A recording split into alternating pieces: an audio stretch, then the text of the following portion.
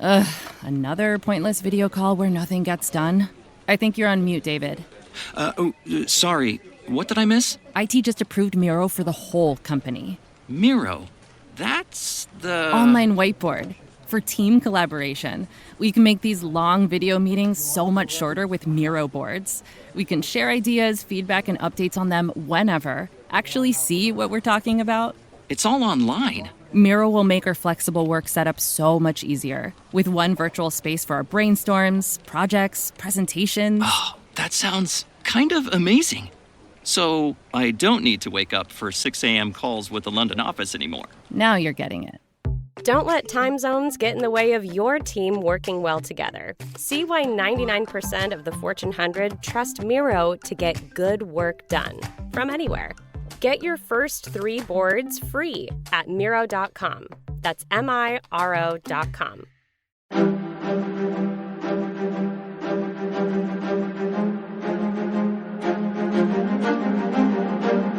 Hello, and thank you for listening to The History of World War II podcast, episode 202, The Battle of Shanghai, part 2.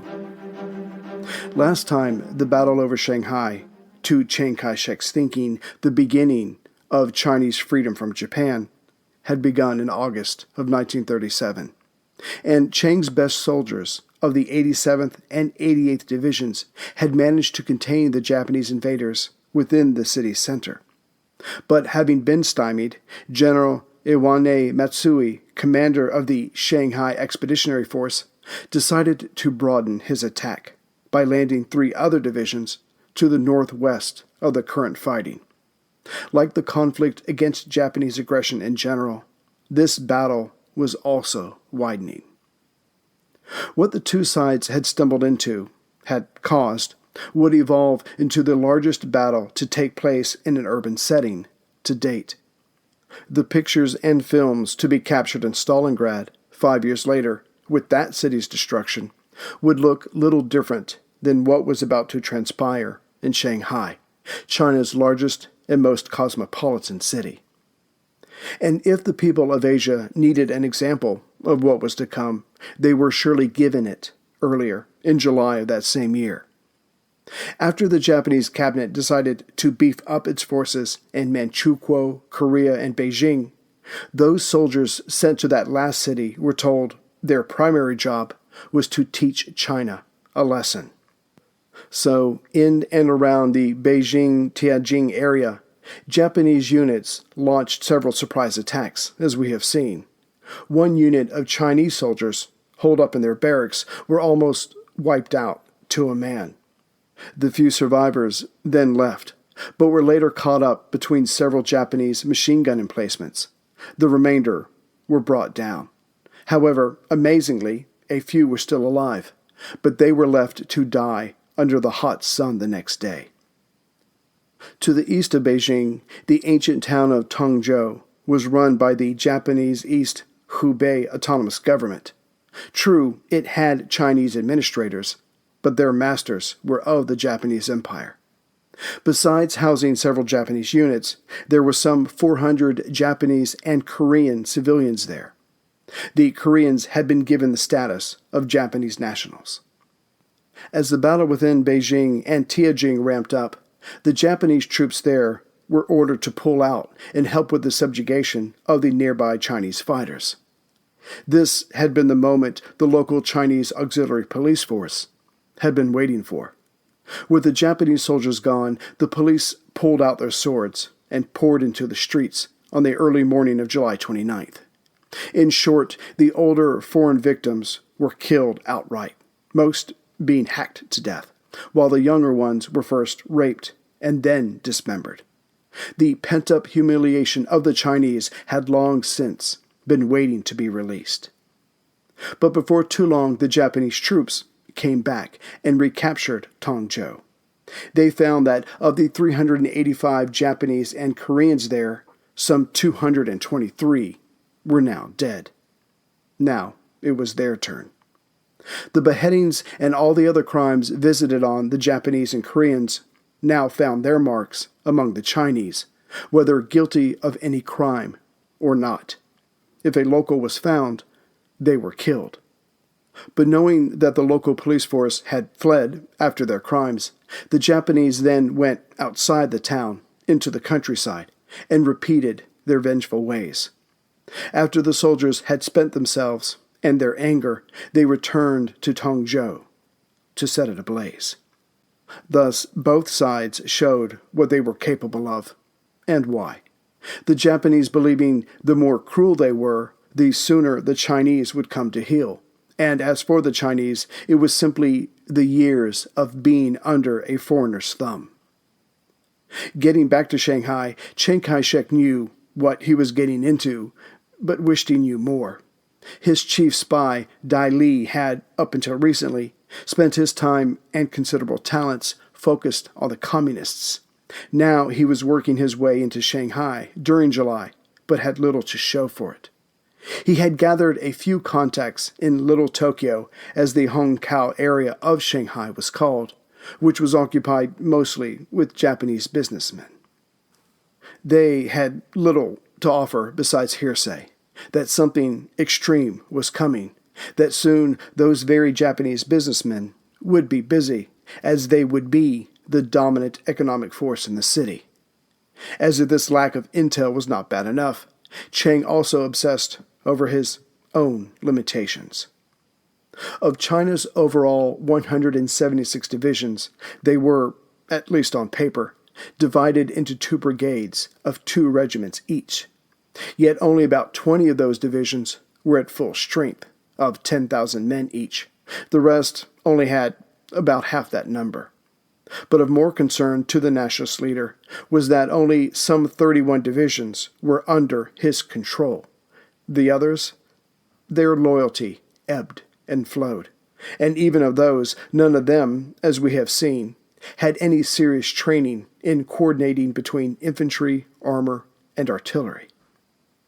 As for the Chinese-made artillery, not only did it have a shorter range than the enemy guns, but as their steel was of less quality, the guns had a tendency to overheat and explode. Equally dismal, but for different reasons, was China's Air Force, if that term could be used. Yet as things stood, their air arm was still the pride of the Chinese military. The nationalist government had set up the Central Aviation School outside Hangzhou, itself a little more than 100 miles or 160 kilometers west of Shanghai. Taking from the Americans, the school kept its trainee pilots up in the air as much as possible. Yet the extent of China's training came from the Italians, who were at the time envied for their air force. And yet the Italians brought over some of their bad habits. One major flaw was to count a plane as operational, even if it existed as a pile of parts, unable to get off the ground. So, on paper, China had just over 600 aircraft. The real number of operational military aircraft was closer to 91.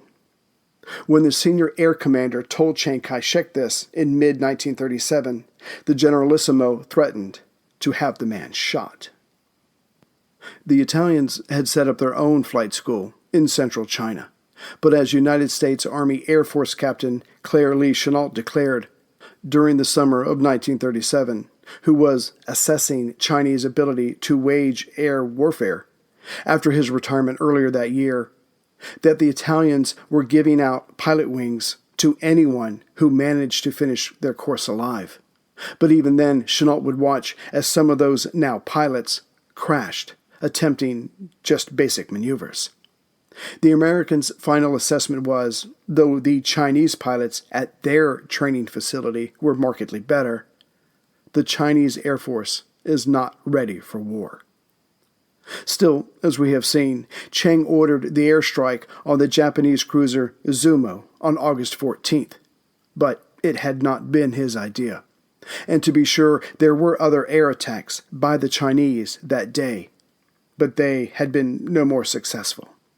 Hence, the day would be remembered as Black Saturday for all of the Chinese civilian deaths. No, the idea came from Chennault himself. The night before, the American aviator had been at the Nanjing Military Academy with Chiang and his wife, China's First Lady. She had been near tears when she lamented, "They are killing our people."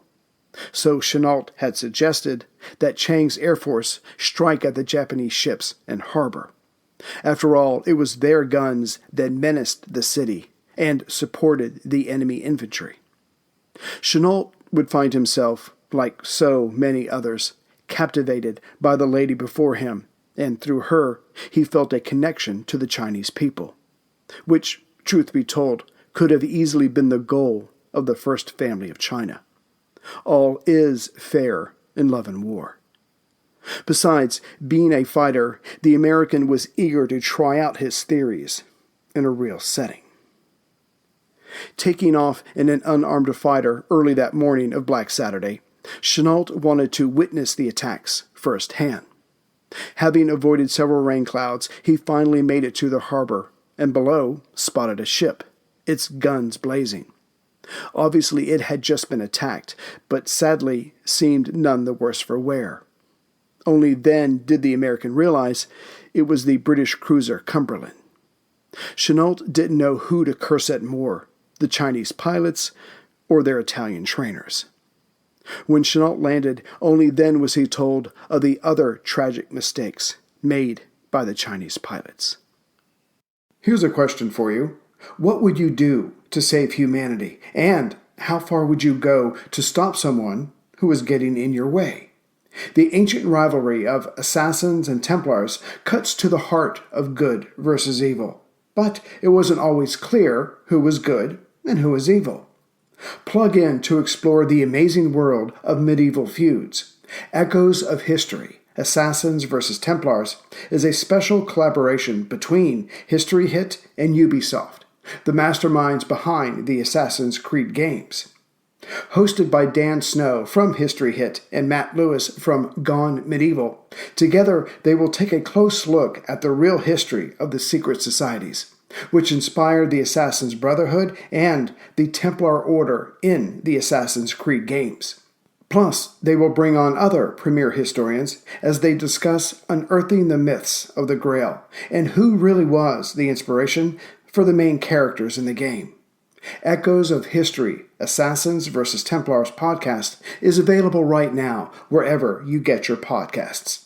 Listen and subscribe to Echoes of History today to discover the hidden truths that have shaped our world and inspired the video game series. That's Echoes of History wherever you get your podcasts. Listen today and subscribe for more. Much later, Chennault would offer up his reasons for the egregious mistakes. The Chinese crews had, in training, practiced bombing from 7,500 feet. But as that Saturday had been cloudy, the pilots dropped to 1,500 feet. However, they had not adjusted their bomb sights, nor factored in their current speeds.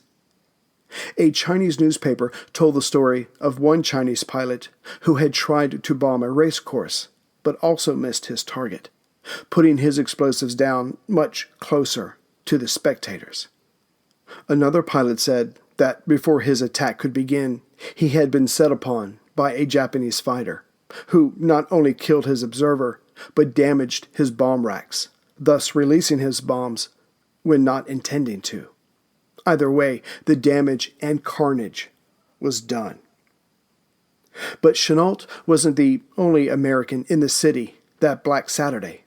Eleanor Roosevelt, the First Lady of the United States, was in the city and witnessed the destruction firsthand. She would write to Japan's premier, Prince Chennault, and begged him to find a way to minimize civilian casualties. Only later would she learn the truth. Tokyo did not respond to her missive. However, the Izumo was moved further out, but still close enough to cover the Japanese infantry.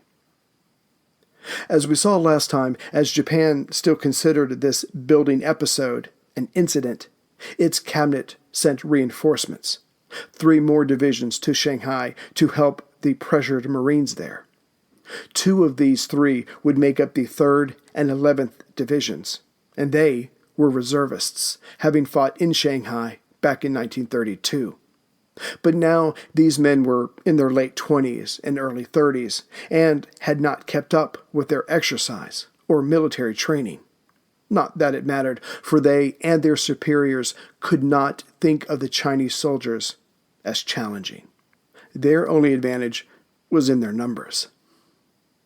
Leading this surge of new troops would be the 59-year-old General Matsui Iwane, a veteran of the Russo-Japanese War. Called out of retirement, this diminutive man was not physically intimidating, but he knew China well, had met Chiang Kai-Shek several times, and had known Sun Yat-sen. His hobby, his interest since then, had been the unification of Asia, and now he would have a rather direct chance of making that a reality, through force.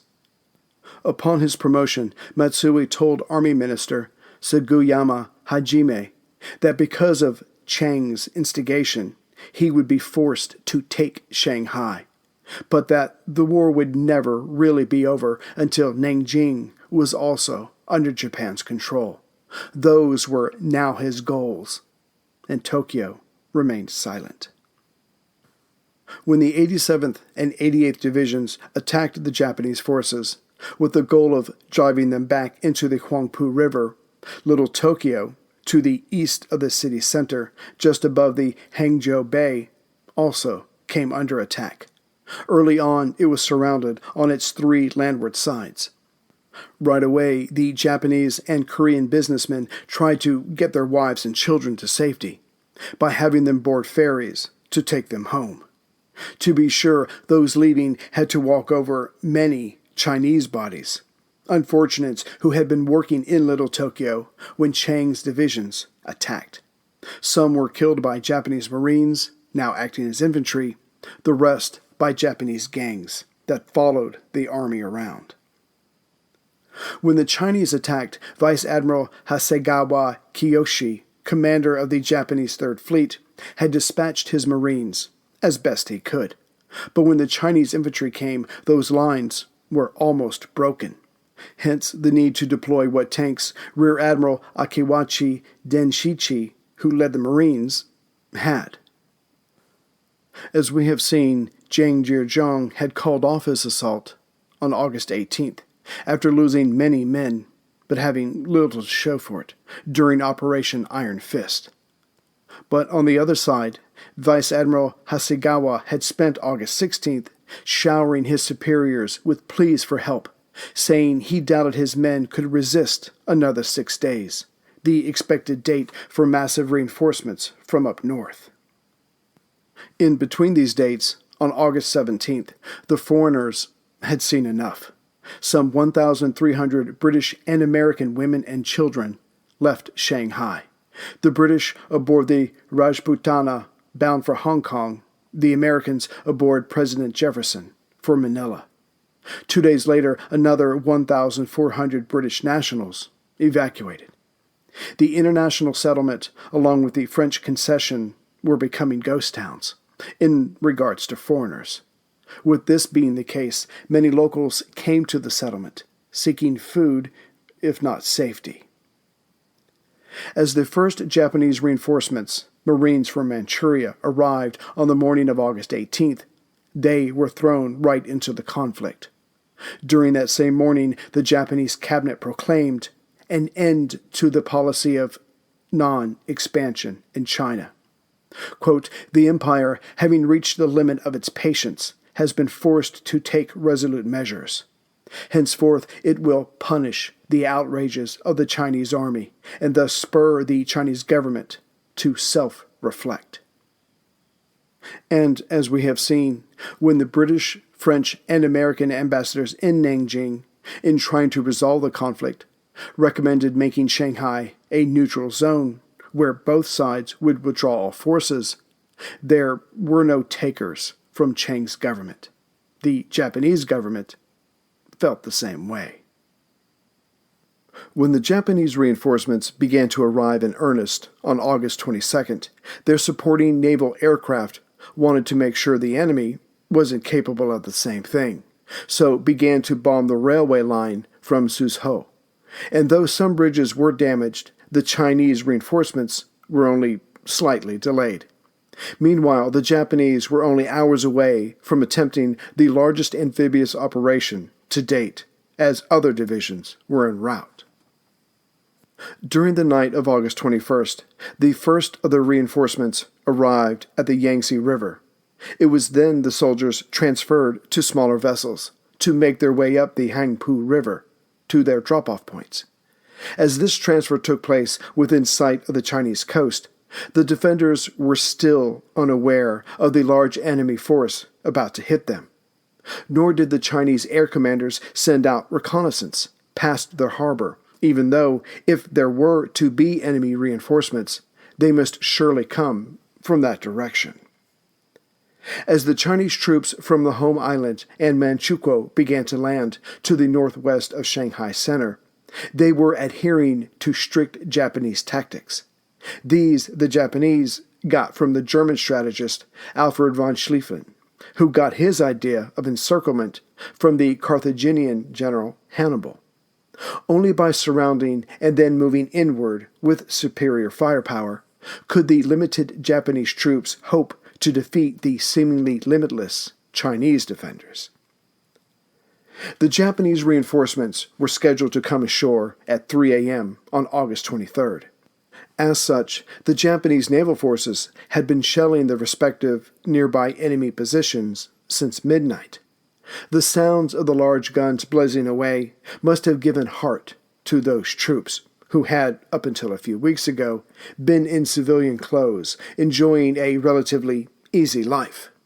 Meanwhile, those same sounds had to be disheartening to the Chinese defenders who were hunkered down, awaiting to be attacked.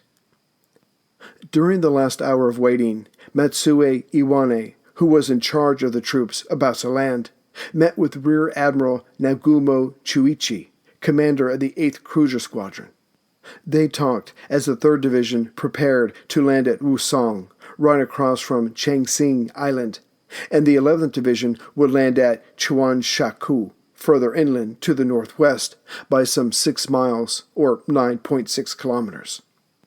Both men agreed that sending some of the fleet south, just south of the city, had been a wise move, as it would help spread out the defenders' lines. As the 3 a.m. hour neared on August 23rd, the 3rd Division readied itself to board even lighter vessels to go ashore. But as this would put them closer to a larger body of Chinese defenders than the 11th Division, the Navy had agreed to give up 500 Marines, who would land first. So the naval bombardment increased. Bright lights were turned on to blind the Chinese on shore, and the Marines quietly boarded steamers that immediately began to head landward.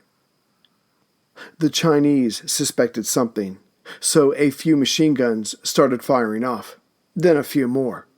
But each time one opened up, giving away its position, the larger guns of the Japanese responded. Soon the machine guns stopped, either because their crews were dead or were too afraid to expose themselves. At exactly 3 a.m., the first landing craft touched soil. They had been trained by the punctual Germans, after all. The Marines waded ashore and then proceeded to climb the dike before them. When they reached the top, a machine gun opened up and cut a few of them down. For those Japanese that did not fall right away, they scanned the area and found the enemy formation not 50 yards away. Orders were given, bayonets were fixed, and the 500-man unit, minus those who had just died or been wounded, charged the machine guns. Again, the automatic guns opened up, taking more attackers down. Then the Marines heard an explosion as one of their brethren stepped on a mine. Then another went off. There was nothing for it now. To stop was to die. To go back was to die. Only by going forward was there a chance to live, to get past the mines and silence those guns. Within seconds, the machine gun placements were overrun. A few seconds later, the nearby Chinese were all dead. As assessed by the Japanese in the last 48 hours, the Chinese at this location were paramilitary troops only, with little training, but the machine guns and mines had been deadly enough. But now that the guns were taken, this allowed the Marines to continue on, further inland. Between their mad dashes and screams, the other Chinese soldiers melted before them. Before too long, the Marines had captured a section of the road that ran parallel with the Huangpu River. Their objective had been reached. Now the 3rd Division came ashore, but their arrival was far less hazardous. The men spread out, widening their holdings. By 8 a.m., the divisional command joined them on shore. Matsui then heard from the 11th Division, and that report was equally uplifting. To the northwest of the 3rd Division, the 11th was a little late getting aboard the landing craft, so did not reach shore until 3:50 a.m. To make up for this, the men of the 11th pushed hard, but found that Chiang Kai-Shek was only defended by a single Chinese company. Within minutes, the Japanese held the area, and by 7 a.m., the 1st of the division was ashore. The 2 divisions, along with the 500 Marines, had only lost 40 or so men. The Chinese commander, Zhang Zhejiang, did not receive a report until 5:30 a.m. He was currently in the village of Nanjiang, about 10 miles or 16 kilometers southwest of where the 3rd had landed. The only thing the commander of the 56th Infantry Division could tell him was that a force of unknown size had landed at Chiang Kai-Shek, and with that, as all other phone lines had been cut, probably due to Japanese bombs or shells, there was no other information to offer. Clearly, Zhang told himself there was nothing he could do here, so he decided to make for a location north of Shanghai. It might put him closer to the fighting, but at least he would have a better idea of what was happening. As he set out in his car early that morning, Japanese fighters dove down at him repeatedly. So he got out and commandeered a bicycle from a private. Not arriving until 9 a.m., Zhang was told of the 2nd landing at Wusong. Clearly he had to take action, or the fight over Shanghai would be over before it could begin. To deal with the enemy at Wusong, half of the 87th Division and a regiment from the training brigade, an elite group, would be sent there. As for Chiang Kai-Shek, clearly the 56th Division couldn't cope, so the 98th Infantry Division was ordered forward. And finding out that the 11th Division had just arrived, that was placed in between the 2 enemy locations, but a little further to the west, at Liaodian. That way it could react to either threat. So now the 11th Japanese Division had an enemy formation close to it and one a little further away, acting as a reserve. It was the only advantage Zhang had, his people, so he used them. Of course, if these men couldn't hold on, then the battle for Shanghai would morph into a much larger battle, one that would take place out in the open areas, which only benefited the enemy.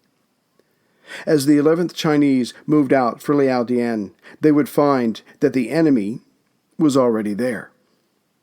The 11th Japanese Infantry Division, having already secured Chiang Kai-Shek, sent out a small unit on ahead, and they reached and occupied the small town, meeting no resistance. But then, before other Japanese forces could arrive, the bulk of the Chinese 11th arrived that afternoon. Though the day was hot, and these men had been bombed and strafed on their journey, they decided to attack right away. Fortunately for the attacking Chinese, the Japanese troops had been too tired or had not had enough time to set up a proper defense. The invaders were quickly overrun. Within an hour, the fighting was over. Those Japanese soldiers that survived retreated closer to the shore. When they told their superiors of what had happened, a large counterattack was organized. The town of Liaodian may have only been one of many small towns around the much larger city of Shanghai. However, it dominated the roads that ran south and west.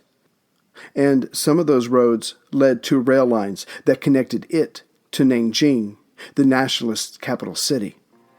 The Japanese were already en route, coming in 3 columns, each one supported by tanks.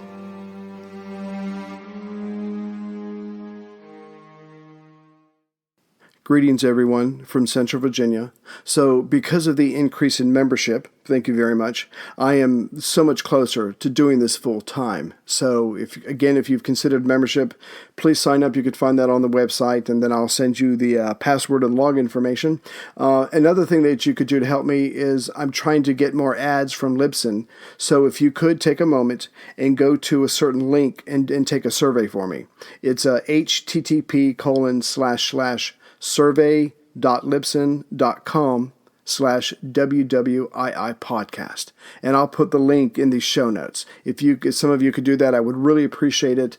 And that'll help get this whole thing going. I'm looking at the end of this year to when I'll quit my job and do this full time. Also, it's time for another Harry's giveaway. So when you get a chance, go to my email address, wwiipodcast@gmail.com. Let me know that you want to enter for the Harry's drawing. And just for the fun of it, it's an inside joke. In the subject area, if you could put Big Daddy. Yes, I'm saying that with a straight face. So please enter to do another drawing. Good luck to everybody. And we'll do that probably early or mid-October, but get those in so I can get it all organized. Thanks, everyone, for listening and for joining the membership and just helping out in all the different ways you do. And, of course, thank you for listening. Take care, everyone.